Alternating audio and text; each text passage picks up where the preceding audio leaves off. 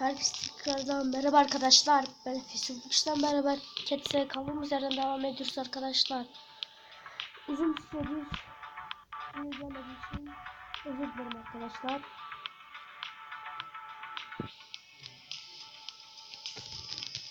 Biraz alt garajı oynamıştım arkadaşlar. Bu arada arkadaşlar uzun süredir video gelmemesinin nedeni okullarda büyük bir sıkıntı var ve hafta içi. Hemen devam edelim.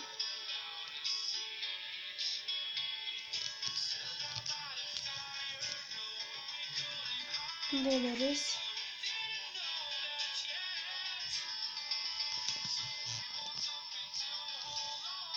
Güzel.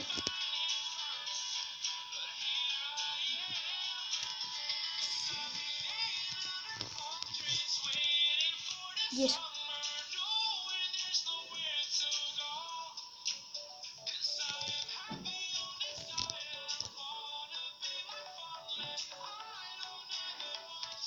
Gayet de kolay rakipler çıkıyor.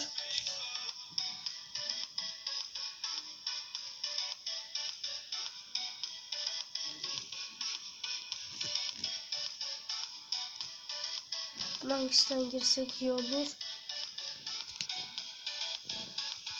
Bunun 15.000 canı var. Bundan girelim. Of adamsın.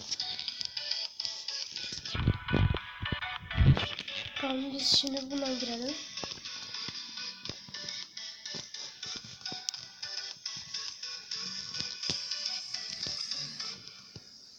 Şu anda iyi rakipler geliyor.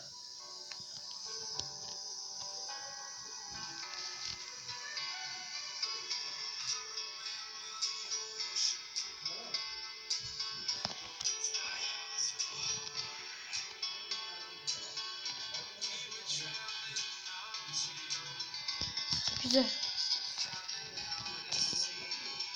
Oha. Ne? Şaka yapıyorsun. Bir girelim bakalım ne olacak. Madur bizim çifte roketimiz var. Bir tane daha vurmamız lazım. Tüh be. Adamın da iyi gövdesi varmış.